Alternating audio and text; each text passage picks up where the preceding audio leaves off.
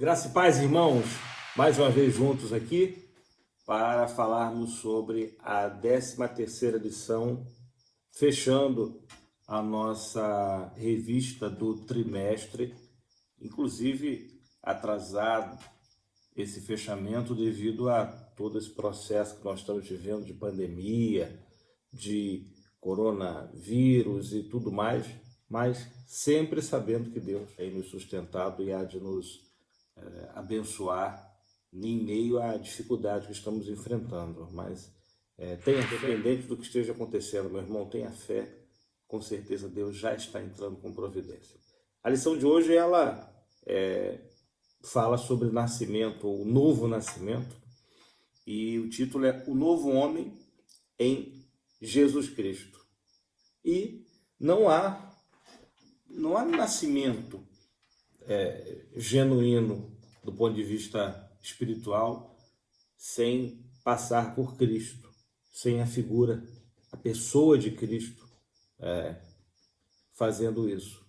Então, a gente vai falar brevemente sobre esse novo nascimento, o novo homem, e eu quero compartilhar com você a leitura da lição. A gente vai fazer um breve resumo aqui sobre a lição e quero compartilhar com você. A lição já começa falando sobre o textual, Efésios 4:13. Fala assim: até que todos cheguemos à unidade da fé e ao conhecimento do Filho de Deus, o varão perfeito, à medida da estatura completa de Cristo. Paulo, ele fala algo interessante para a gente, principalmente quando ele fala: sede meus imitadores, assim como eu sou de Cristo. Parece algo bem presunçoso, mesmo sendo Paulo, tratando-se do apóstolo Paulo, pelo fato de Paulo ser um homem. Mas o que Paulo estava querendo dizer é o seguinte: nós temos que ter um referencial. E quem é o nosso referencial? É Cristo. Não tem como criarmos o nosso próprio padrão de moral, nosso padrão de ética, porque na realidade não é o que nós queremos, não é o que nós pensamos, não é o que nós dizemos. O importante é o que a Bíblia diz, o que a Bíblia fala, o que a Bíblia sustenta como verdade. E o nosso modelo, o nosso exemplo, meu irmão, é Cristo. Não existe padrão humano que se compare a Cristo. Não existe ninguém mais que se compare a Cristo. O nosso padrão deve ser o padrão Cristo. E o que podemos entender dessa maneira? O nosso padrão é baseado no novo nascimento gerado ao aceitarmos o que foi feito na cruz do Calvário. E, inclusive, hoje, domingo, a Bíblia cita como o dia da ressurreição de Cristo. A gente vai falar depois sobre o conceito da Páscoa, qual o significado. Falaremos hoje à noite também no culto sobre isso. Mas o que é importante nós entendermos? Existe um padrão. Qual é o padrão? É Cristo. Qual é o padrão de santidade? É Cristo. Qual é o padrão que temos que seguir? Cristo. Então, o homem tem o referencial, a pessoa de Cristo. E ele fala aqui, que nós chegaremos, que até que todos cheguemos à unidade da fé e ao conhecimento do Filho de Deus, o varão perfeito, à medida da estatura completa de Cristo. E Paulo fala isso para a gente, nos colocarmos como pessoas que estão buscando a perfeição. É sempre bom lembrar isso. Eu, particularmente, tenho muito esse pensamento. Nós não somos perfeitos. Nós não somos perfeitos. E existe todo um contexto relacionado ao fato de sermos carne. E o próprio Paulo fala da luta entre a carne e o espírito. Existe uma luta, a nossa carne e o nosso espírito. Aquilo que nós queremos fazer de bom, nós não conseguimos. E aquilo que não queremos fazer de mal, nós acabamos realizando. O próprio Paulo fala isso, não é? O bem que eu quero fazer, eu não consigo, mas o mal que eu não quero, eu acabo fazendo. Existe a inclinação da carne para o pecado, existe a inclinação da natureza humana para desrespeitar a verdade divina, para desrespeitar a Deus. Então é por isso que nós temos que entender que o nosso padrão não é o padrão humano, não é o padrão carnal, não é o padrão social do ponto de vista da santidade. A santidade que nós temos que buscar é a santidade baseada em Cristo. Então, por isso que se fala aqui, o novo nascimento, o novo homem, o Renato que renasceu. Todos nós passamos por um novo nascimento. A própria Bíblia fala, o homem já nasce com uma condenação. A condenação à perdição eterna, ao pecado, à concupiscência da carne, a condenação à morte eterna, ao lago de fogo e enxofre. Ele muda toda a história, ele restaura o que estava destruído, o que estava separado, ele une o homem novamente, a sua criatura ao Criador, e em Cristo, por causa da cruz, nós temos a salvação. Em Cristo, por causa da morte, nós temos vida. É a morte de Cristo gerando a morte da morte que nos deu vida. Isso é uma coisa interessante, né? A morte que gerou vida. Que coisa linda. Só mesmo Cristo Jesus para fazer isso. Porque, irmãos, morte gera morte, né? A morte não tem outra saída, não tem outra explicação. Mas Cristo, ele ressuscita dentre os mortos e declara toda a sua glória, sua majestade, para a humanidade ver que ele realmente é o Filho de Deus. E as próprias pessoas que estavam naquele momento da crucificação, falando um pouquinho da crucificação, naquele momento, quando viram tudo que aconteceu, eles falavam, verdadeiramente, esse é o Filho de Deus. Amém? Então, qual o padrão nosso de santidade? É homem? Pastor? Político? O nosso padrão de santidade, o nosso padrão a ser seguido é Cristo. Esse é o nosso padrão.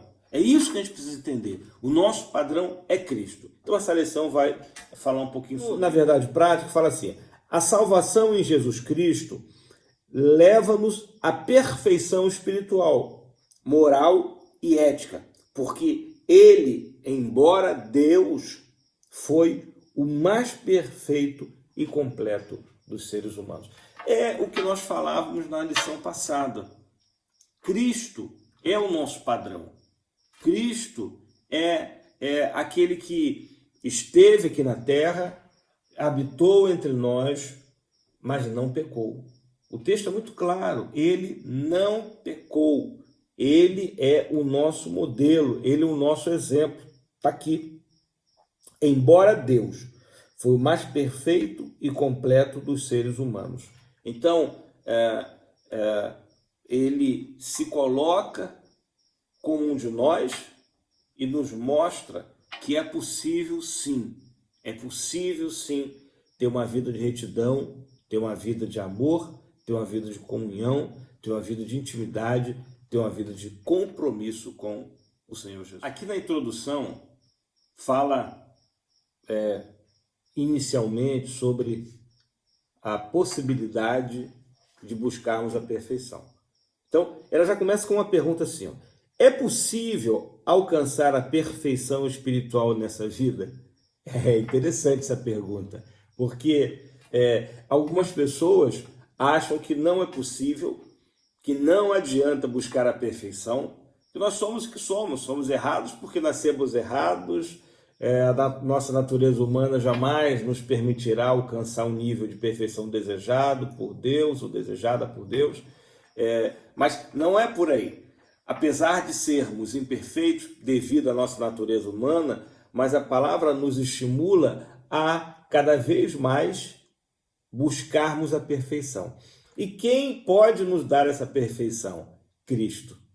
Ninguém mais, não é filosofia humana, não é uma teologia pautada em preceitos e conceitos humanos, não é uma visão ampla de mundo, por mais que nós busquemos por mais que nós tenhamos, mas é possível sim alcançar a perfeição em Jesus. Essa perfeição, é claro, que é uma constante busca, porque eu vejo da seguinte forma: se nós realmente atingirmos a perfeição aqui nessa vida, nós não permaneceremos nela, porque perfeito só Deus. Nós entendemos que não somos perfeitos, porém buscamos cada dia a perfeição, porque nós nos espelhamos em Cristo, que é perfeito. Essa é a nossa visão. É isso que nós entendemos a perfeição. Por isso falamos, os santos de Deus são aqueles que estão buscando a santidade, são aqueles que estão buscando a separação, a consagração. O que é a consagração? Consagração é a separação, né? Uma pessoa consagrada nada mais é do que uma pessoa separada. Essa deve ser a nossa visão como cristão. Como é a condição do crente? Ele deve ser alguém consagrado. O crente tem que ser um homem, uma mulher, um homem consagrados ao Senhor. O que é consagrado? Separado. Eu tenho que ser separado. Eu estou nesse mundo, mas não faço parte desse mundo. Esse mundo o tempo todo vai me induzir à imperfeição. Esse mundo todo vai alimentar a minha carne. Por quê? Porque a minha carne se alimenta exatamente daquilo que é efêmero, daquilo que é prazeroso, do ponto de vista da natureza humana. A minha carne será alimentada por esse mundo. O mundo não alimenta o meu espírito, o mundo alimenta a minha carne. O mundo não produz a perfeição, o mundo produz imperfeição, mas o meu espírito produz, o Espírito Santo de Deus produz a perfeição em Cristo. Então, a perfeição gerada pelo Espírito Santo de Deus em Cristo Jesus. Amém? Então, a introdução, ela fala sobre isso. Você lê depois com calma, lembrando que essa lição nossa, ela é mais um resumo, é uma conversa que a gente está fazendo aqui pelo pouco tempo que nós temos. É difícil, falta um pouquinho essa integração que existe na sala de aula, esse feedback que a gente chama do aluno conversando, mas a gente vai, quem sabe, na próxima aula faremos uma aula realmente online, literalmente ao vivo, não é? Então, com perguntas, para que você faça sua pergunta, a gente respondendo, fazer uma live literalmente, com todo mundo perguntando, quem sabe? Vamos programar isso aí, para a gente poder trabalhar diretamente isso, né? Então, primeiro tópico, que na realidade é a introdução, fala sobre isso. É possível alcançar a perfeição espiritual nessa vida? É possível buscar a perfeição. É possível acreditar que vamos alcançar em Cristo. Não que seremos perfeitos, não que atingiremos o grau máximo da perfeição, porém, se nós não focarmos a busca da perfeição, jamais estaremos no caminho dessa mesma perfeição. Amém? Glória a Deus. Então, seguindo aqui, o nascimento do novo homem. Como que poderia um homem nascer de novo? Mas não é nascer da carne, é nascer do Espírito. E essa é a grande questão que a gente muitas vezes não entende. Porque o nascimento é do Espírito, é no Espírito. O nascimento espiritual, o novo homem, o homem que deixa as práticas mundanas no passado, o homem que abandona as coisas que desagradavam o Espírito Santo de Deus, e ele começa a viver para Cristo. Ele começa não só a viver para Cristo, mas viver as coisas de Cristo. Tudo relacionado a Cristo, ele participa. Vivemos a obra de Cristo. Quem ama Cristo vive a obra de Cristo. E ele começa a fazer aqui colocar algumas informações interessantes, né? Ele fala assim, vamos ler só o início aqui, ó. Jesus ensinou a Nicodemos,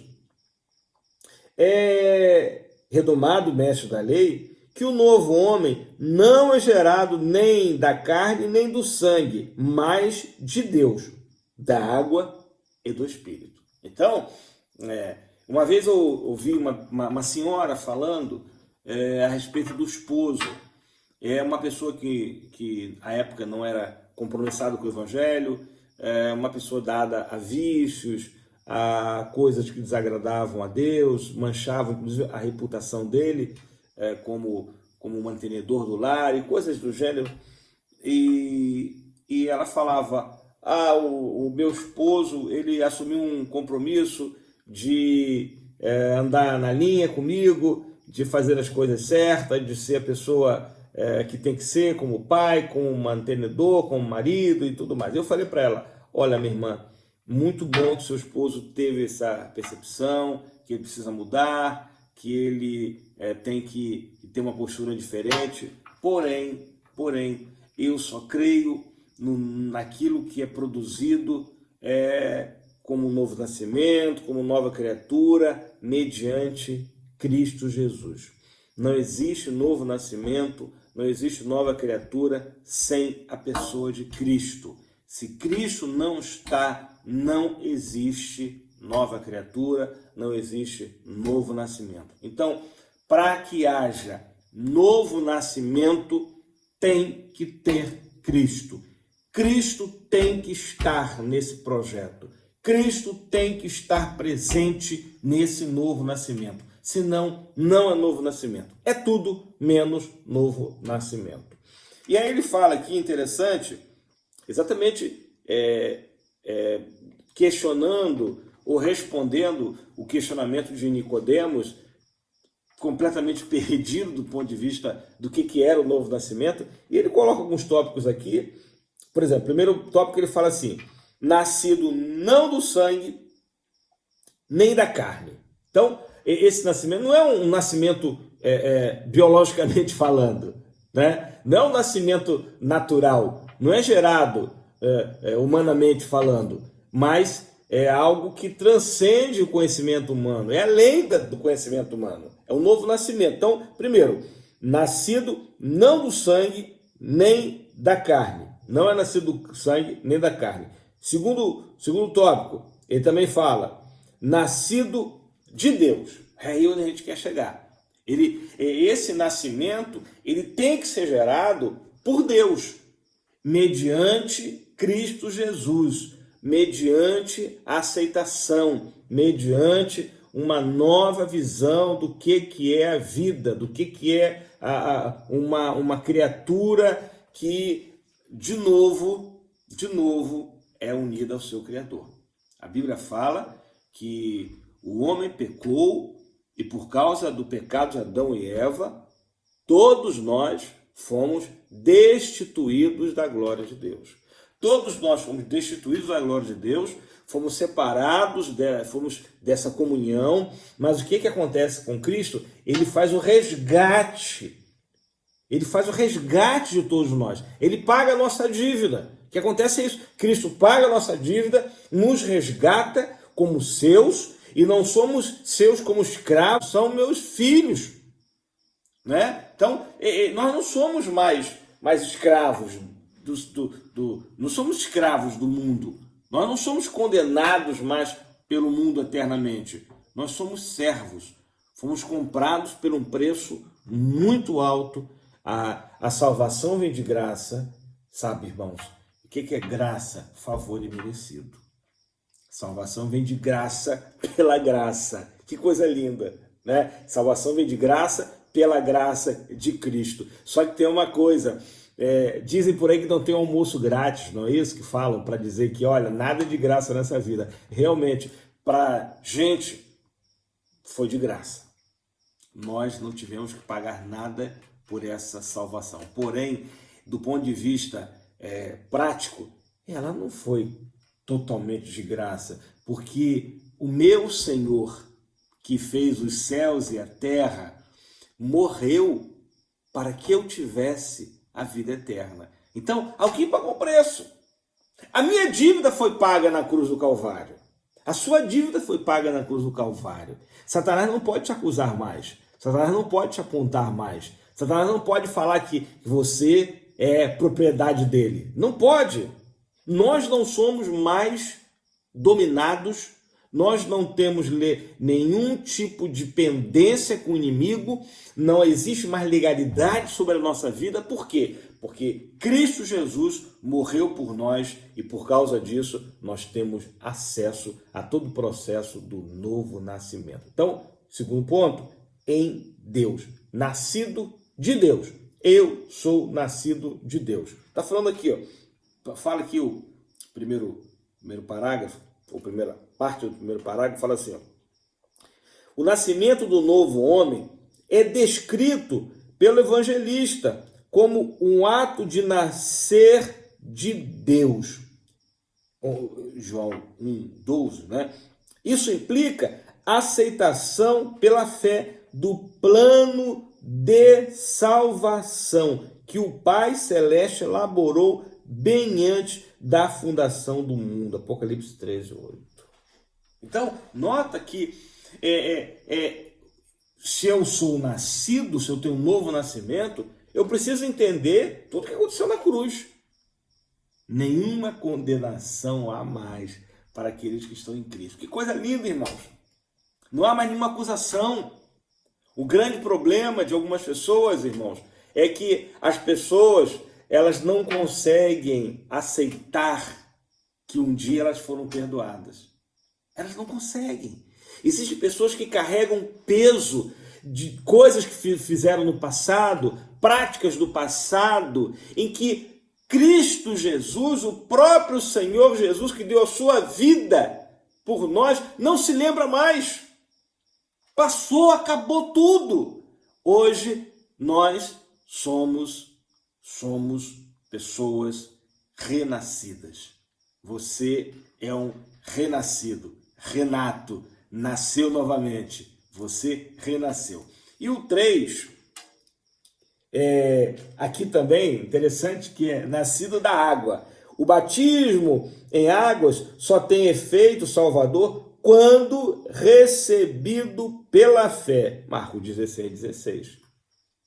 A gente vê muitas pessoas que interpretam a questão do batismo como algo desnecessário, ou algumas pessoas enchem esse ato de liturgia, colocam um peso desnecessário, e tem aquela velha discussão do batismo, é por aspersão, é por imersão, né? A aspersão que você lança, né?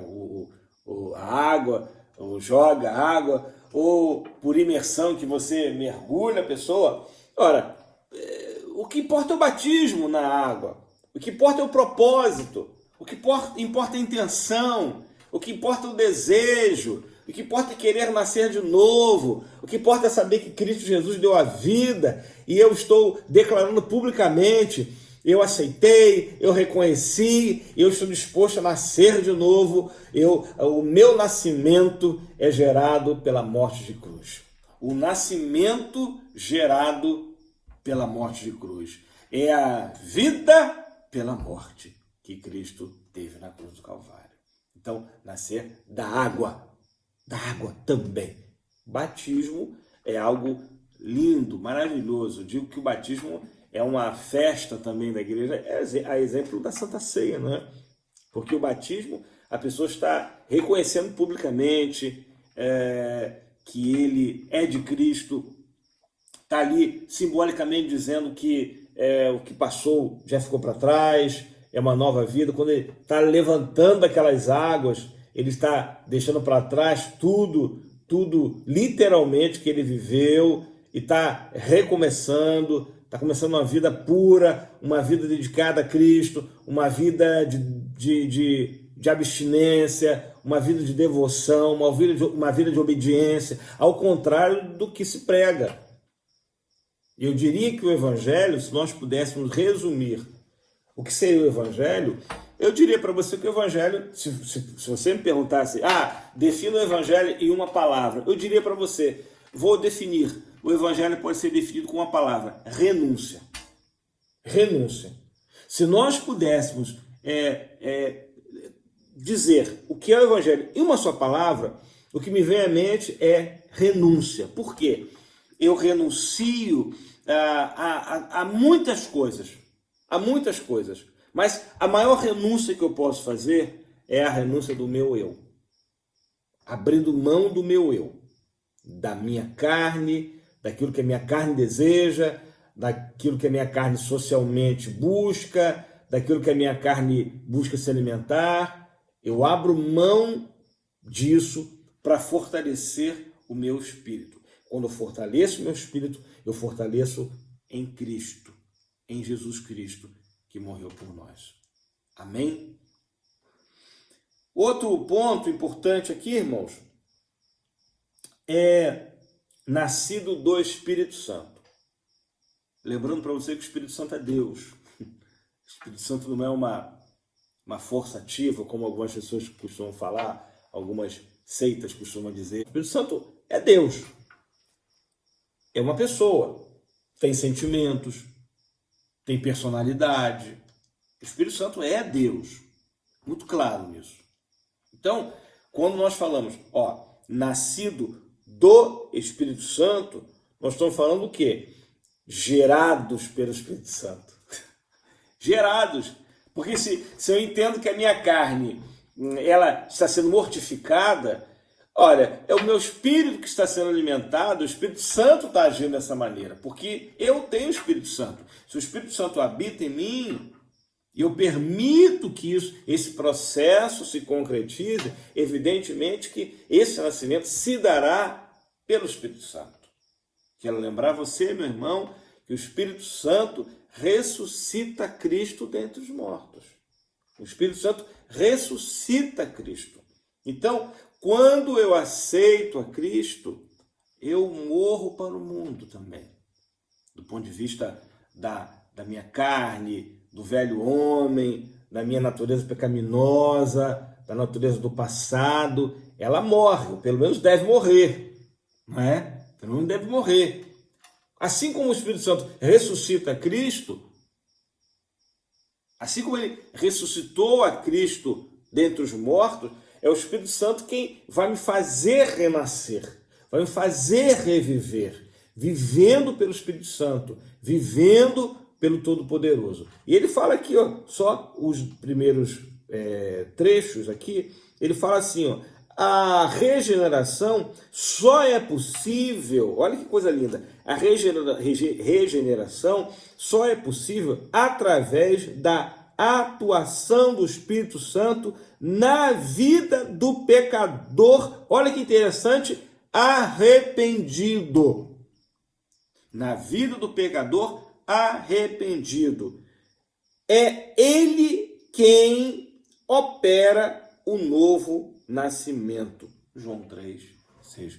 Quem opera o novo nascimento? Como eu falei, o Espírito Santo. E qual é a legalidade que o Espírito Santo tem para operar esse novo nascimento em nós? É um pecador que se encontra nesse momento arrependido, não com remorso. É a diferença entre remorso e arrependimento, você sabe.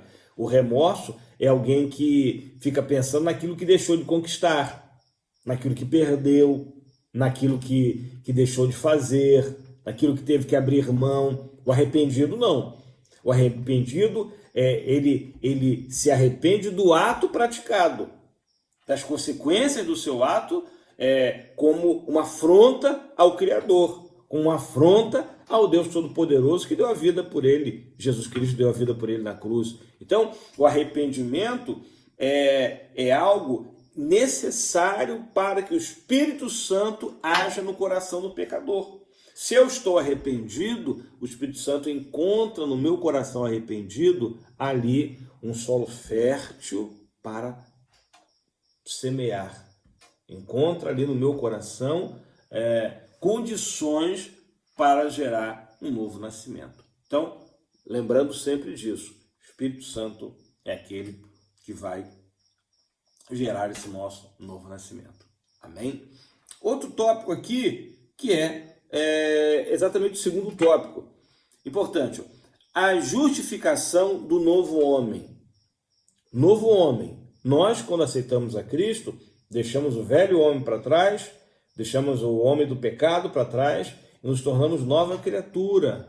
Nova criatura. Eu sou nova criatura. Você é nova criatura quando você aceitou a Cristo, quando você reconheceu que era pecador, quando você reconheceu que estava numa vida sem rumo, indo direto para a perdição. Você precisava aceitar a Cristo porque você sentia arrependimento, não remorso, não do que você ia perder, não do que você perdeu, mas de tudo que aconteceu na sua vida, você sentiu arrependimento.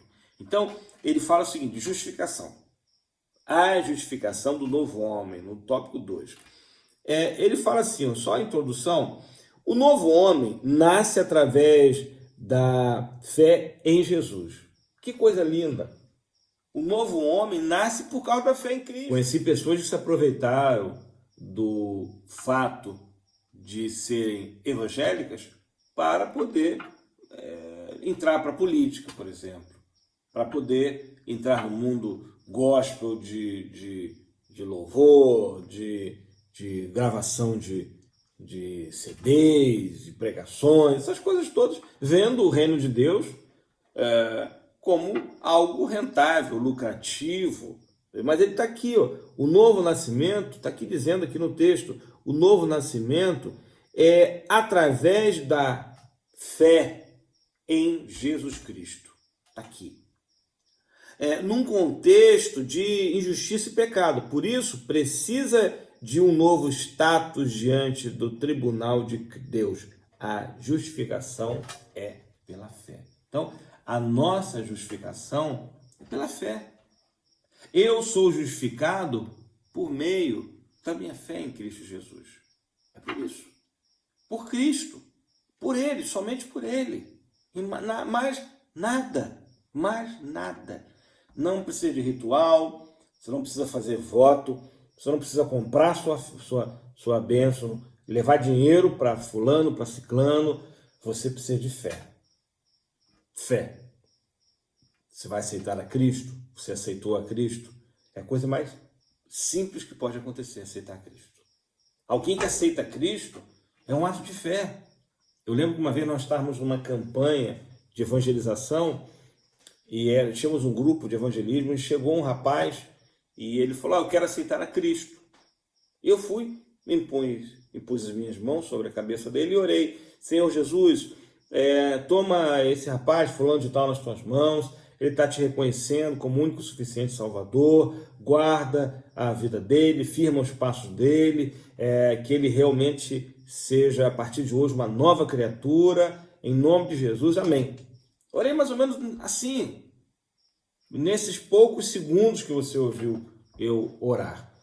E fizemos aquela chamada confissão de fé, né, em que ele reconheceu a Cristo, ele aceitou a Cristo naquele momento, e as pessoas ao meu lado ficaram assustadas, porque eles pensavam, ou pelo menos achavam, que deveria ter um ritual para aquele momento. Talvez cantar 5 louvores, todo mundo impor as mãos, aquela coisa toda, aquele espetáculo todo. Não, não. O mais importante não é o que acontece por fora, meu irmão. O mais importante é o que acontece por dentro.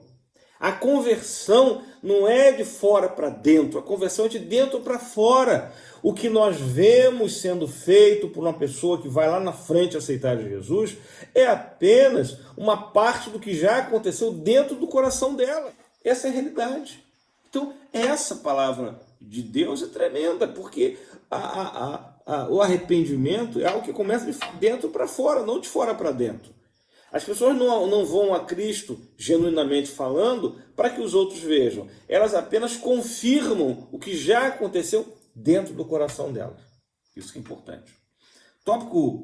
Dentro desse tópico 2, a imutabilidade da justiça humana. Nossas obras, ainda que boas e aparentemente meritórias, não nos salvam nem nos justificam diante de Deus. Efésios 2, 8, 9. Não adianta. Você pode ser a pessoa mais gente boa desse mundo. Pode ser a pessoa mais amorosa desse mundo. Você pode pegar seu salário mensal, distribuir comprando cestas básicas, mas se você não aceitar a Cristo como seu único e suficiente Salvador e não experimentar um novo nascimento, isso não vai adiantar nada. Nada, nada, nada. Quem está falando aqui com esse fragmento de texto aqui? As obras humanas, por mais dignas, por mais meritórias que elas sejam, não são suficientes para gerar um novo nascimento. E novo nascimento significa também vida eterna com Deus. Por quê? Porque o novo nascimento, junto com o novo nascimento, vem a comunhão com o nosso Criador. E só vai participar da comunhão eterna quem tiver aceitado a Cristo como seu único e suficiente Salvador. Amém? Então, esse é um ponto. Outro ponto é 2. A maravilhosa doutrina da justificação. Ao pecador que pela fé recebe a Jesus, Deus lhe concede mais que um mero perdão e muito mais que uma anistia. Que coisa linda! Concede-lhe o status de justo, pois a justiça de Cristo muda por completo a situação jurídica do réu. 1 Coríntios 6, 11. Então, olha só. É muito mais do que uma anistia. É igual uma pessoa que, olha, eu cometi um pecado, então vai lá, tudo bem, você pecou, já aconteceu, já passou. Não. É diferente. Não é uma anistia. Não é o fato simplesmente de você, pequei, então esquece, vamos seguir o barco, vamos continuar caminhando. Não, não é por aí. É mais profundo. Por quê? Ele nos perdoa, mas existe da nossa parte também, e ele também requer isso, um compromisso. Compromisso de que eu não vou continuar pecando, praticando as mesmas coisas, os mesmos atos praticados no passado. Eu lembro sempre da mulher adúltera. Lembra a passagem da mulher adúltera? Quando Cristo olha para aquela mulher e fala, olha, vai minha filha, eu te perdoo, mas vai e não peques mais.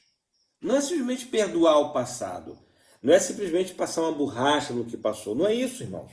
Nós vemos pessoas que têm uma vida de sobe, desce, sobe, desce. Pessoas que um momento estão bem na igreja, estão lá firmes, daqui a pouco eles caem, eles afundam de novo. Pessoas que estão sempre numa condição de uma hora está bem, uma outra hora está mal, uma hora está bem, outra hora está mal. São pessoas que não entendem que Cristo nos perdoa, não é para a gente cometer o mesmo pecado, não é para a gente cometer pecados novos, é para que a gente possa andar sem pecar novamente, andar sem cometer os mesmos erros. Por quê? Porque se eu amo o meu Criador, se eu amo aquele que deu a vida por mim na cruz do Calvário, a maneira de valorizar isso que ele fez é muito simples, chama-se obediência.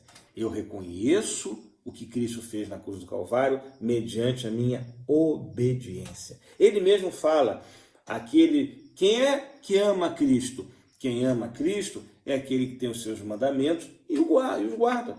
Simples. Quem tem o mandamento de Cristo e guarda, esse sim é o que ama a Cristo. E aí tem o terceiro tópico também, dentro desse ponto principal. O novo homem é justo. A justiça faz parte desse processo, irmão, do novo nascimento. Não há como dizer que, olha, eu sou nascido de Cristo, eu passei pelas águas, eu experimentei o perdão, eu sou uma nova criatura e a justiça não está na minha vida. Eu tenho que ser justo e a justiça faz parte da condição do novo nascimento. É fundamental isso. A justiça é um dos atributos daquele que conheceu Cristo. Aqui está falando, 3, o novo homem é justo. Vamos ler um pedacinho. A partir da sua conversão, o pecador passa a ser visto por Deus como se jamais tivesse cometido qualquer injustiça. de agora em diante, é um justo aos olhos de Deus. Olha que coisa linda! Os nossos pecados, a própria palavra fala, são lançados no mar do esquecimento. Os nossos delitos do passado, é por isso que eu falei há alguns minutos atrás, tem gente que não consegue se perdoar porque não consegue entender como que Cristo conseguiu perdoá-lo. Tem gente que não consegue perdoar por quê? Porque não entende a dinâmica do perdão que Cristo pratica. Cristo deu sua vida por nós. Cristo nos deu a chance de andar em retidão. Cristo nos deu a chance de uma nova vida, uma nova existência, uma vida de comunhão, uma vida de retidão, uma vida de justiça. E Cristo é justo. Por isso que desde o início da lição, a gente está falando, olha, temos que, o nosso padrão é Cristo. Cristo é justo. Se eu tenho um novo nascimento, eu no mínimo tenho que procurar andar como aquele que me gerou esse novo nascimento. Então, novo homem é justo. Vamos para o terceiro tópico agora, que fala sobre... Isso aqui é interessante, porque algumas pessoas querem viver um novo nascimento, mas não querem pagar o preço de viver o novo nascimento. Não dá para viver com Cristo e ter uma vida promíscua. Não dá para dizer que é nascido de Deus e ter uma vida de mentiras. Não dá para dizer que é nascido de Deus e ter uma vida superficial do ponto de vista da comunhão com Ele. Não tem como. Não há como. Tópico 3 fala isso aqui. Vamos ler a introdução aqui, a primeira parte do tópico 3. Ao contrário da regeneração, que é um ato instantâneo, a santificação é um processo que demanda toda a nossa vida para alcançarmos a estatura de varões perfeitos. Nota, é um processo. É todo um processo. A gente sempre fala a visão de Ezequiel do vale de ossos secos. Lembra como que funcionou? Eles não levantaram de uma hora para outra. Sabe? O esqueleto não levantou de qualquer forma. Ele não levantou como um monte de ossos desorganizados. Não. A Bíblia fala que houve uma organização, um passo após o outro, uma sequência de acontecimentos.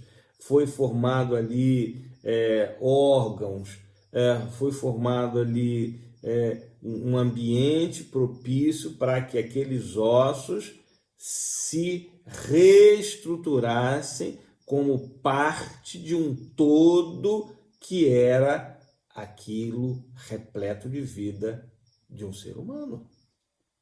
Era parte de um todo, não era pela metade. Então, a nova vida, o novo nascimento, a comunhão, a consagração, a separação, isso tudo num processo. Tudo num processo que nós vivemos. E você talvez fale, há pessoas que falam, eu nunca vou ser crente porque eu não tenho nada de justo, de santo. Não, ninguém é mais santo que ninguém. Mas a gente está buscando um processo, estamos num processo de santificação. Buscando isso. Buscando cada vez mais estar perto de Deus. Sabe quando você ama alguém? O que você faz? Você que hoje é casado, casada, ou você que é noivo, né? Até a pessoa quando começou a namorar, a gente quando começou a namorar, a nossa metade, né? A pessoa amada, qual era a primeira coisa, o primeiro ato nosso? Era conhecer quem a gente amava. O que a gente faz? A gente conhece por completo? Não. A gente o tempo todo está tentando conhecer um pouquinho mais da pessoa que nós amamos. E assim é Cristo. Assim é a vida com Deus. Eu tenho que conhecer Deus o tempo todo. Como é que eu conheço Deus? Conversando com Ele. Como é que se conhece a pessoa se você nunca conversou com ela? Como é que você pode gerar um laço de amizade com alguém se você não tem diálogo com essa pessoa? A intimidade com Deus se dá mediante o diálogo com Ele. O que é o diálogo com Ele? Através da oração, através de uma vida em retidão, uma vida de querer conhecer mais dEle, uma vida de querer ser compromissado com aquilo que representa Ele. Isso é uma vida de compromisso. Amém? Então, no tópico 1 aqui, irmãos, fala assim: a santificação como posicionamento. Olha que coisa interessante, né? Postura, posicionamento, postura. Quem olha para a gente tem que ver diferença. O que é essa diferença? Santificação, entenda, contrário de uma vida sem Cristo. A santificação reflete exatamente o oposto daquilo que eu era como velho homem.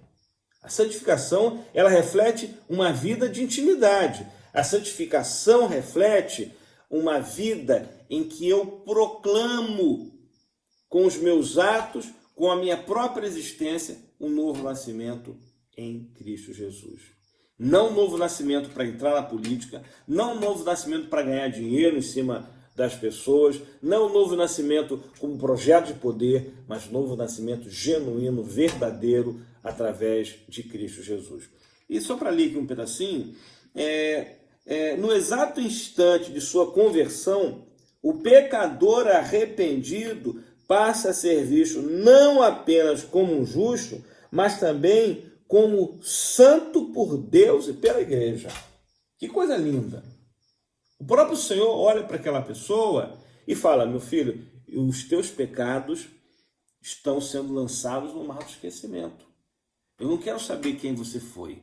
Eu estou interessado agora naquilo que você é, na nova criatura que você se tornou, naquilo que você está praticando. Ele está aqui no finalzinho, ele fala assim, mas também como santo por Deus e pela igreja. Deus está preocupado com o que você é agora. Deus está preocupado com as suas atitudes agora, não é com o seu passado. Se você teve um novo nascimento, o passado foi para trás, já foi embora.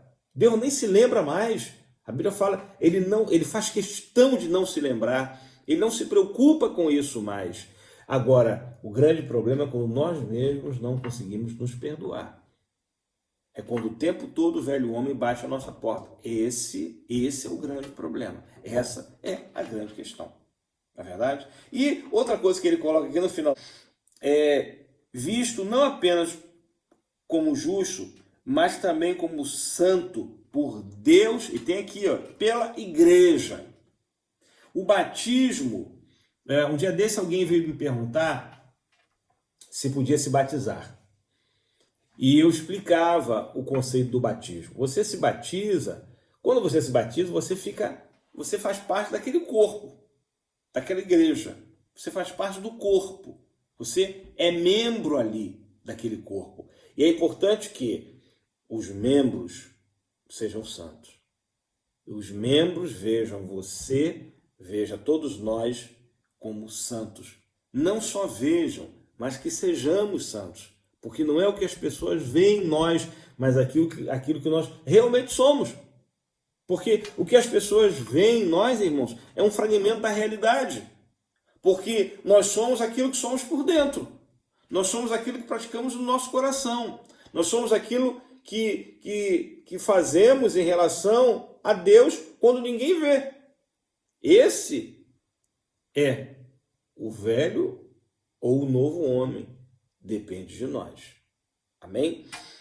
Tópico 2. Santificação é um processo, nós falamos aqui. O novo homem em Cristo, ainda que seja visto como santo, e realmente o terá que submeter-se a um longo e disciplinado processo de santificação. Então, é um processo. Eu costumo sempre falar isso. Existem pessoas que aceitam a Cristo e no momento que eles vão lá na frente, levantam suas mãos, pessoas que fumavam, bebiam, se drogavam, muitos abandonam a prática no mesmo momento. Irmãos, tem pessoas que se convertem na mesma hora, ela abandona a prática do vício, das drogas, da prostituição e de tudo mais. Mas existem pessoas, por exemplo, que não conseguem largar o cigarro imediatamente. Gente que não consegue, por exemplo, deixar de ser dependente químico de uma hora para outra. Essas pessoas precisam de nosso apoio e precisam ter esse entendimento de que tudo é um processo. E processo não é igual para todos. Todos nós passamos por um processo, por um determinado processo. Mas o processo que pode demorar um mês para você, talvez demore um ano para outro. Talvez demore 6 meses para uma outra pessoa. Depende. Cada um sabe o processo que está vivendo e sabe aquilo que precisa ser transformado. Então, lembrando, a santificação é um processo. É um processo. É por isso que a gente tem que estar sempre buscando a Deus em campanha de oração. Quando eu falo campanha de oração, você sabe, eu estou falando campanha de ir para a igreja levar voto, fazer envelope, esses espetáculos que a gente vê por aí. Quando eu falo campanha, eu falo num projeto, em algo sistemático, em você colocar no coração, Senhor, eu vou orar direto tantas vezes na semana, eu quero jejuar, eu quero estar de joelhos dobrados tantas vezes, eu quero estar te adorando mais, eu quero estar mais na obra, eu quero me dedicar mais. É um processo. Tudo isso é um processo. E é isso que a gente precisa entender, né? Então, 3. Santificação, ou a santificação, é a verdade de Deus no novo homem. Que coisa linda, né? A santificação é a maneira como Deus fala através da nossa própria vida. Olha aqui, o novo homem é impossível sem o processo de santificação. Um novo homem não pode existir se não for precedido de um processo de santificação. Não adianta. Não adianta se santificar por si mesmo. Não adianta criar um próprio conceito de santificação. Santificação vem de Cristo, vem por Cristo, para Cristo, em Cristo. Ele é o motivo de tudo, Ele é o objetivo de tudo. Sem Ele a gente não consegue fazer nada. Ele mesmo fala, sem mim nada podeis fazer. Amém? Conclusão. Vamos ler a conclusão aqui. Quem recebeu Jesus como seu Salvador e Senhor, tomou a melhor decisão, pois os seus pecados foram apagados por Cristo. A nova vida em Jesus é um presente de Deus. Coisa linda! A nova vida em Cristo foi algo que Deus pensou, Deus planejou, Deus desejou. Irmãos, tudo que Deus faz é bom. Tudo que Deus faz é bom. E se essa vida de redenção decorrente da morte de cruz do Calvário foi planejada para todos nós, vamos vivê-la com alegria, com amor, até o dia que formos chamados por Cristo. Vamos viver essa vida que eu digo de novo nascimento, essa vida de experiência, de intimidade com Deus.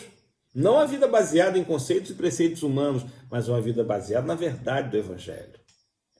Seguindo, e quando do arrebatamento da igreja, você será semelhante ao Senhor Jesus, porque esta é a promessa que ele nos fez por intermédio do apóstolo João. Amados, agora somos filhos de Deus, e ainda não é manifesto o que haveremos de ser, mas sabemos que, quando ele se manifestar, seremos semelhantes a ele, porque assim como o veremos. Hoje nós o vemos em parte, mas um dia o veremos face a face. Um dia nós veremos Cristo face a face, porque hoje nós vemos Cristo em parte. Um dia, a lição está falando aqui, que nós receberemos corpos glorificados. Não haverá mais a barreira imposta pelo pecado na carne. Não haverá mais impedimento do pecado original sendo obstáculo entre o homem e Deus. Mas lá nos céus nós teremos corpos glorificados, isentos de pecado, isentos de acusação, isentos de ilegalidade maligna, e lá viveremos junto com Ele para sempre.